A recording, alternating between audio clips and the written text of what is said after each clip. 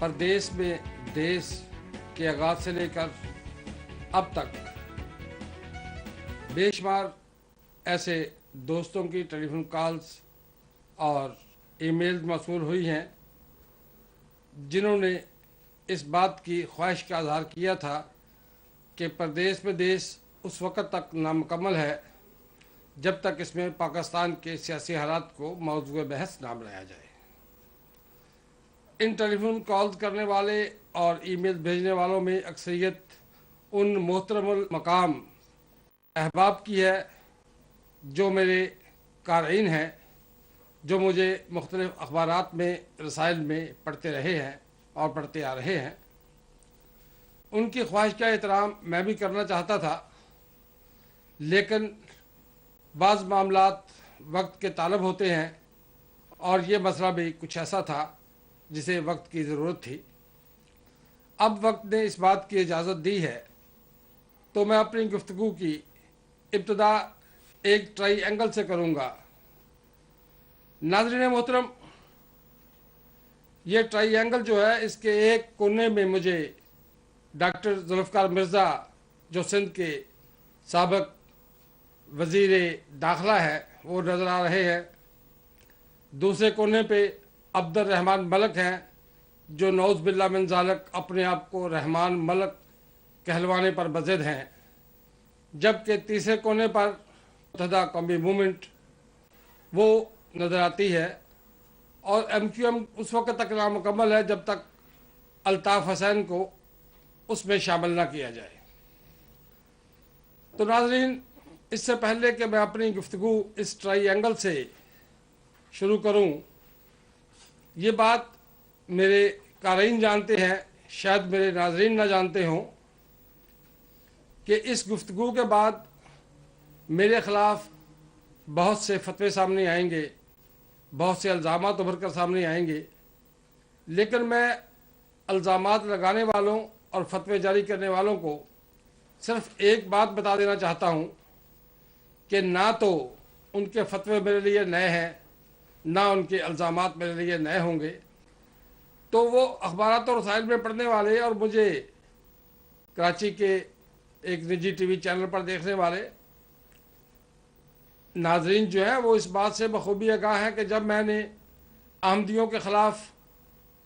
ایک خبر جو تھی وہ بریک کی تو اس کے بعد میرے خلاف جماعت کے احمدیوں کے نام نہاد سربراہ مرزا مسرور احمد نے جمعۃ المبارک کے نام پر، خطبہ جمعہ کے نام پر 1 گھنٹہ میرے خلاف دشنام ترازی کی۔ مجھے ٹیلی فون کالز پر احمدیوں کی طرف سے وہ گالیاں سننے کو ملیں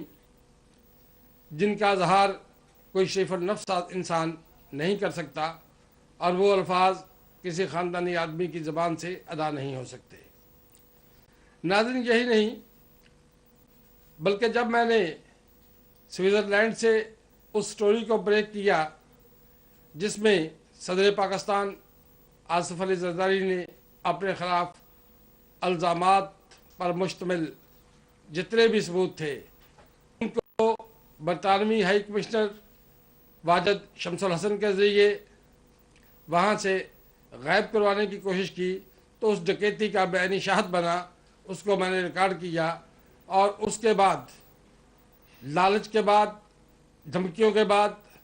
میرے خلاف ایسے الزامات سامنے آئے جن سے میں بھی بے خبر تھا۔ ناظرین، اگر آپ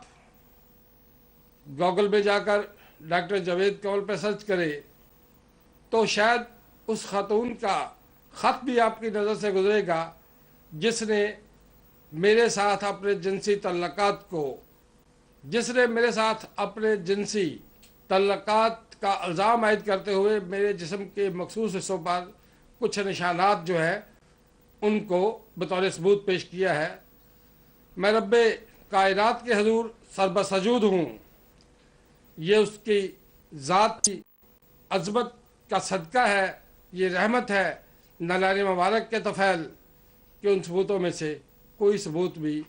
اس خادم کے جسم پر موجود نہیں۔ جب میں اس طرح کے گھٹیا الزامات کا سامنا کر سکتا ہوں جب میرے بچے اپنے باپ کے بارے میں ایسے ایسے معاملات، ایسے ایسے واقعات ویب پر پڑھ سکتے ہیں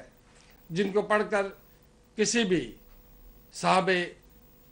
شعور کا سر شرم سے جھک جاتا ہے، تو میں نہیں سمجھتا کہ اب کوئی ایسا الزام باقی رہ گیا ہے جس سے میرے دامن پر کوئی داغ جو ہے وہ نشان چھوڑ سکے۔ آواز سکا کم نک رند رزق کے گزارا۔ میرا ایمان ہے کہ وہ تو عز و بنتشا وہ تو ذل و بنتشا۔ جو آدمی اس آیہ مبارکہ پر ایمان محکم رکھتا ہے وہ دنیا سے بے پرواہ ہوتا ہے، اور الحمدللہ رب العالمین میں دنیا سے بے نیاز ہوں۔ ایسے الزامات میرے راستے کو نہیں روک سکتے۔ شاید اسی سلسلہ میں مرزا غالب نے کہا تھا، جس کا میں پرچارک بھی ہوں، جس پر میں عمل پیرا بھی ہوں۔ مرزا غالب فرماتے ہیں، لکھتے رہے جنوں کی حکایات خونچ کاں، لکھتے رہے جنوں کی حکایات خونچ کاں، ہر چند اس میں ہاتھ ہمارے قلم ہوئے۔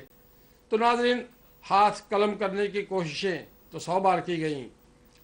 اب جو ہے وہ زبان حاضر ہے، اس لیے کہ لکھا ہاتھ سے جاتا تھا، بولا زبان سے جاتا ہے، تو زبان حاضر ہے۔ زبان کو قلم کر دیں گے تو شاید میرے اشارے، میرے قرائے میرے ناظرین کو وہ سب بتا سکیں گے جو میں بتانا چاہتا ہوں، جو میرے نزدیک حقیقت ہے، جسے میں سچ جانتا ہوں۔ تو ناظرین، اب میں آتا ہوں اس ٹرائی اینگل کی طرف جس کے ایک کونے پر عبد الرحمن ملک ہے، دوسرے پر مرزا ذوالفقار ہے، تیسرے پر MQM ہے، الطاف حسین ہے۔ تو اس ٹرائی اینگل پر گفتگو شروع کرنے سے پہلے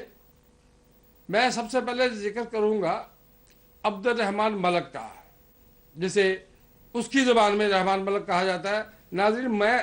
رب کے حضور اس گناہ میں شریک نہیں ہونا چاہتا کہ اسے اپنی زبان سے رحمان ملک کہوں، لیکن کیونکہ وہ مزید ہے کہ اسے رحمان کہا جائے، سو اس کی زبان میں رحمان ملک جو ہے میں اپنی گفتگو کی ابتدا اس سے کروں گا۔ ناظرین، اس بات پہ رب وحدہ لا شریک کی ذات گواہ ہے کہ آج تک میری ملاقات ڈاکٹر ذوالفقار مرزا سے نہیں ہوئی۔ اس آدمی نے سچ کہا ہے یا اس آدمی نے جھوٹ کہا ہے، میں اس پہ تبصرہ نہیں کروں گا۔ ناظرین، یہ بات میں چھوڑوں گا اپنے ناظرین پر کہ وہ فیصلہ کرے کہ سچ کیا ہے اور جھوٹ کیا ہے۔ میں بات کرنے والا ہوں رحمان ملک کے بارے میں، اس کی زبان میں۔ تو رحمان ملک میں جس جگہ ناظرین استعمال کروں گا تو یہ کہنے کی بار بار ضرورت نہیں کہ اس کی زبان میں، وہ انڈرسٹوڈ سی بات ہے کہ یہ اسی کی زبان ہے۔ میں اپنی گفتگو کی ابتدا کروں گا عبد الرحمن ملک سے کہ تھوڑا سا اس کا جائزہ لیتے ہیں۔ تو ناظرین، عبد الرحمن ملک نے اپنی عملی زندگی کا آغاز FIA سے کیا، اور وہاں پر کیا محرکات تھے جن کی بنا پر اس کو وہاں سے فارغ کیا گیا، یہ اب میرے بتانے والی بات نہیں، یہ تاریخ کا حصہ ہے، اور ہر ناظر جو ہے، ہر آدمی جو ہے، ہر باشعور پاکستانی جو اس سے واقف ہے۔ تو میں ماضی میں جائے بغیر حال میں آتا ہوں، اپنی گفتگو شروع کرتا ہوں محترمہ بے نظیر بھٹو کے اس عالمناک ثانیہ سے جس میں وہ شہادت کی راہ پر گامزن ہوئی۔ تو اس سلسلہ میں ناظرین، جب میں نے ڈاکٹر ذوالفقار مرزا